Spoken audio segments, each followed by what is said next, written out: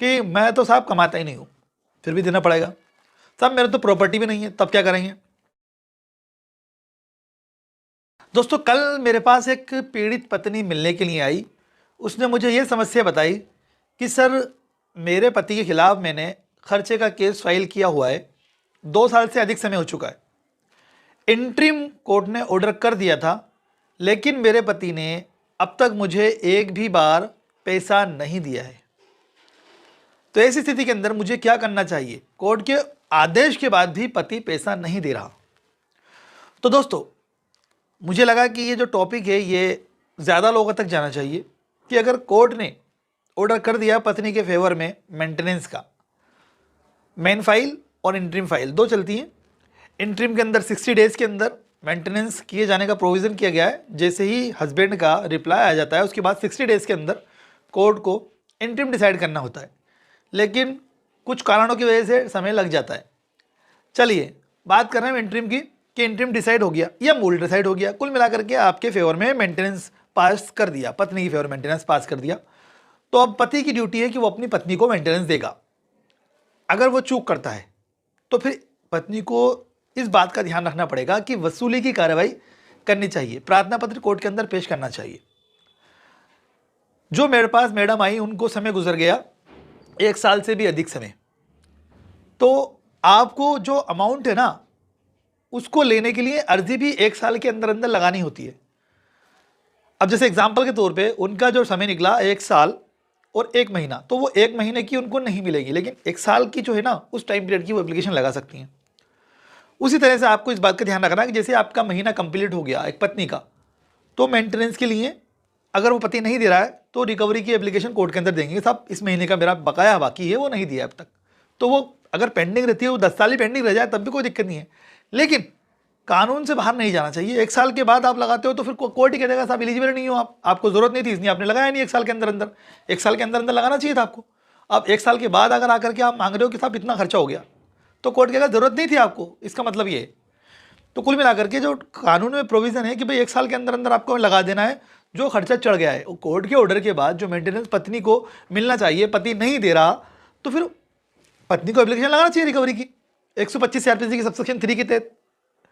अब मान लीजिए एप्लीकेशन लगा दी आपने, अब मैडम ने जो मैंने कहा वो लगा दी, मान लीजिए उन्होंने लगा दी, 1 साल की नहीं लगा दी उन्होंने। इस 1 साल का जो पैसा है वो पति से रिकवर करा के कोर्ट दिलाएगी आपको। पति कोर्ट में आ रहा है तो उसको भाई ये ले प्रार्थना पत्र रिकवरी का लगाया मैडम ने, ये कॉपी रिसीव कर और पेमेंट कब दे रहा है। अगर पति कोर्ट में नहीं आ रहा, वो गायब चल रहा है, तो फिर उसकी वारंट जारी कर देती है कोर्ट, पकड़ के लेके आते हैं, भाई पैसा दे, नहीं दे रहा तो आगे की कार्रवाई यानी जेल की कार्रवाई। पैसा नहीं देगा तो जेल ही जाएगा, ये ऑप्शन है इसके पास, इसके अलावा कोई दूसरा ऑप्शन नहीं है। 1 महीने की सजा हो सकती है इस व्यक्ति को जो पैसा नहीं दे रहा। अब मान लीजिए ये कहता है कि मैं तो 1 साल के पैसे बचा लूंगा एक बार जेल जा करके। वो जेल गया, 1 महीने जेल काट के वापस आ गया, तो क्या इसका पैसा बच गया? तब उस पत्नी को कुर्की के लिए उसकी जो संपत्ति है उसको कुर्क करवा करके जो पैसा था 1 साल का वो लेने के लिए अलग से आवेदन करना पड़ेगा कुर्की का।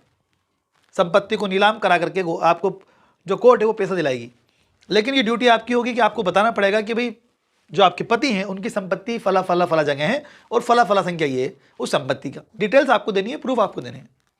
देन कोर्ट संपत्ति को बेचकर भी आपको भरण पोषण दिलाती है अगर आपका बकाया चल रहा है तो। और बंदा जेल में जाकर के आ गया उसके बावजूद भी नहीं दे रहा, तो फिर ऐसी स्थिति में कुर्की की कार्रवाई कर सकते हैं।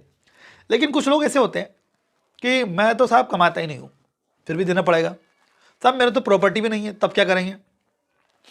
तो ऐसी स्थिति के अंदर वो जेल गया, उसके बाद वो बाहर आ गया, 1 साल का पैसा था, पत्नी ने डिले किया, 1 साल के बाद में पूरा 1 साल में लगाया उन्होंने, पूरा 1 साल का एक साथ मांग लिया उसने, पत्नी ने जो भी जुड़ करके हुआ 5,000 के हिसाब से जोड़ लो, अब 1 साल कितने हो रहे हैं, एक साथ ही मांग ली उन्होंने पूरी राशि। अब वो जेल में जाके आ गया एक महीने की, अब तो कुर्की की कार्रवाई करो तो उसके बाद संपत्ति भी नहीं है, तब क्या होगा? भाई संपत्ति नहीं है तो कोर्ट क्या कर सकती है? दोबारा जेल नहीं भेज सकती, जेल तो जाकर के आ गया, संपत्ति उसके पास ही नहीं, अब तो जो नया उस पर चढ़ रहा है ना वो ले सकते हो आप। तो अब यहाँ पे आपको अकलमंदी करनी है पत्नी को कि भाई जैसे 1 महीना कंप्लीट हुआ ये रिकवरी की एप्लीकेशन, जैसे दूसरा महीना कंप्लीट हुआ ये रिकवरी की एप्लीकेशन, हर महीने के बाद एप्लीकेशन लगाते जाओ। इससे क्या होगा कि वो व्यक्ति हर एक एप्लीकेशन के लिए लायबल है, हर एक एप्लीकेशन पे जेल भी जाएगा अगर पैसा नहीं देगा तो, और आपने पूरा 1 साल की एक साथ लगा दी तो 1 महीने जेल गया, उसके बाद मस्त राजा। लेकिन हर महीने लगा दोगे आप रिकवरी की तो दे या जेल, बाहर आता ही फिर दे दूसरी एप्लीकेशन रेडी है, नहीं देगा तो जेल। तो इस तरीके से बच नहीं सकते आप।